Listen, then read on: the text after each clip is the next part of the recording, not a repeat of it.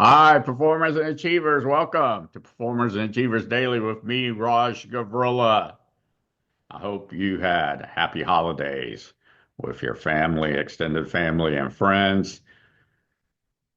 It's really nice to sort of slow down a little bit and put my emphasis on what's most important to me, and that is my family, and of course, all the other things that go to me raising my family. So you're probably in a similar situation. And that's where this episode is starting. And that is previously we talked about breathing. Your breathing as an example. You've been breathing all your life.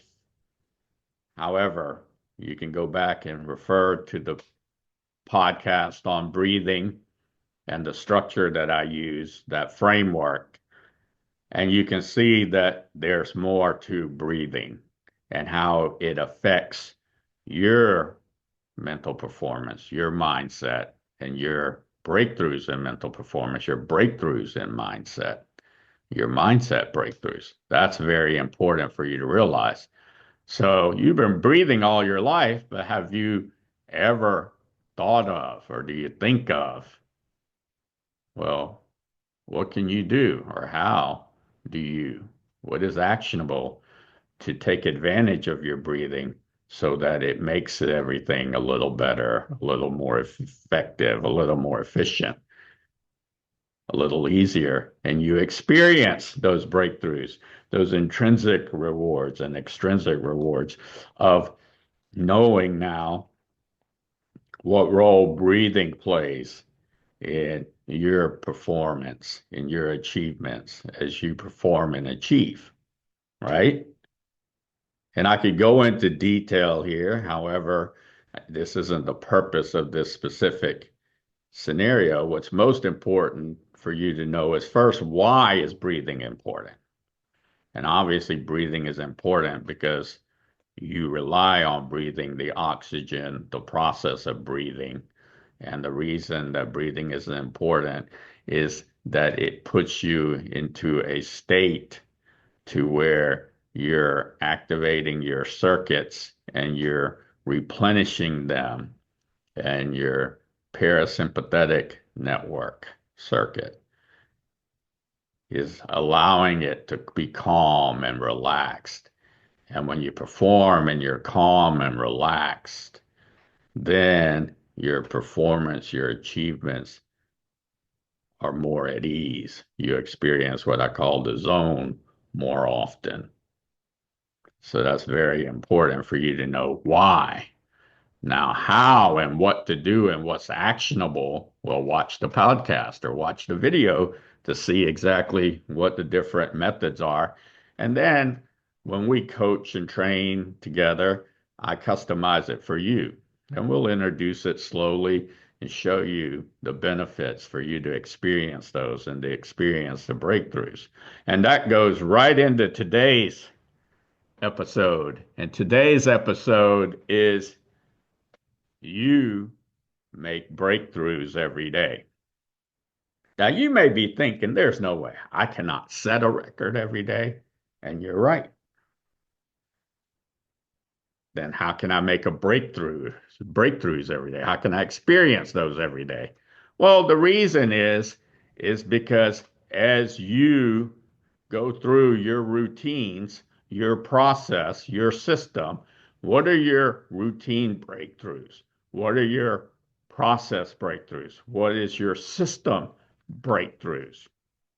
What are your mindset breakthroughs? So usually what occurs there, and this is a way to evaluate those, to reflect on those, and to rate those.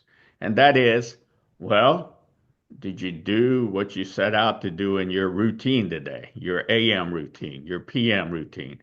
If you did, well, you made a breakthroughs or you experienced breakthroughs, whether you realize it consciously or not, you did, because let's say you've been doing this for 10 days. Now this is day 11. So there's a breakthrough. You've done it now 11 days in a row. right? And so as you do that, you will start to experience intrinsically and extrinsically breakthroughs, rewards to where you start experiencing other breakthroughs. It starts to become ingrained in you, almost like it's part of your muscle memory, because it is, and it's more than that. And then now, because of that, you can make it to where you can add a little something to it. So something that might have took you, let's say, 20 minutes to do, now only takes you 10 minutes to do. But not because you're putting more effort into it. No, it's because you've experienced the breakthroughs, the compound effect of consistently doing it every day. And by doing so, and most importantly, by evaluating it with this type of outlook, you're experiencing the intrinsic rewards, the extrinsic rewards, and the breakthroughs, right? And that's how you make breakthroughs in your mindset. Your mindset makes breakthroughs versus saying, well, I just did this again. I did it for 10 days. Now I'm on day 11. So what? You see that break? I mean, there's nothing there to dig into, nothing there to feel a sense of accomplishment, to see a sense of accomplishment, to hear a sense of accomplishment, right? It's quite obvious, right? So it's very, very, very important that you create that atmosphere, that environment, that culture within you and around you. So that's very important. So you are experiencing breakthroughs. I just proved it to you. Now, of course, if you've been doing this 10 days and for whatever reason you don't do it on day 11, let's say you're like, it's not doing anything, it's not working, it's not for me. Well, what I suggest is the following. One is usually there's something, if you've already done the research and you've committed to this, there's something that's keeping you from doing that, whether you're fatigued, whether some life event happened, I don't know, you got a flat tire, so you couldn't make it to a certain place. I mean, those things happen in life, and that's adversity. And of course, we need to know how to deal with that adversity and realize to give ourselves some leeway there and know that, hey, I can't control that part of it, right? I couldn't control that I'd get a flat tire. I can control that I know what to do to go fix it and how to fix it so that I can get back on track. And so, right there and there, then and there, the way that you look at that is very important. So then you pick back up and so you're consistent. So that's very, very important. You're adapting to your environment, your atmosphere, your culture. You're versatile, you're flexing, and you're making small adjustments, small mental tweaks, right? So that's very important. Very, very important. So you are experiencing breakthroughs. Now, here's the other suggestion is let's say that you're not doing it because it's gotten boring, right? Well, it's good that it's gotten boring because when it gets boring, it really is a signal that's saying it's becoming a part of your muscle memory. And once it becomes a very ingrained part of your muscle memory, okay, and it's one of those things where when you talk to somebody, they tell you, I know what I'm doing, I know what to do, right? They don't need to really think about it. It's already ingrained in their muscle memory. So it's immediately they know what to do, they know how to do it, they know when to do it, they know why to do it. And that's amazing. So it does become a little boring. However, then here's the key. Then you can add a new skill. So an example is I gave you several breathing exercises, several of them. I happen to do all of those, and I actually added a progressive breathing relaxation exercise that is not on my video or in my podcast. And so the reason I did is because I became effective and efficient at those. But when I first started out, I didn't start out like that. I first started out with one of the people that I've learned from, Brian Kane, Mental Performance Mastery. I started out with a few breathing exercises. I started out with the 6-2-8 breath that Brian Kane talks about. I knew what box breathing was, so I was already doing that, and I already knew what taking a deep inhale and then inhale again to open up my volia. I already knew that exercise, but then I did my research and I've gathered more, like the breath of life, right? So I've added these skills. And so now my breathing is more effective and efficient. And I know when to do them. Timing is very important, knowing when to use a specific skill. So, yes, did it get boring? Yes, I'm glad it got boring because that means it was ingrained in my muscle memory.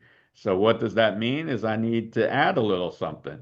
When you went to school, you couldn't stay in, let's say, fifth grade the whole time. You couldn't just keep repeating fifth grade over and over and over and over again because you've already gained mastery of it. It's in your muscle memory. So you wanted to add a skill. You needed to add more skill.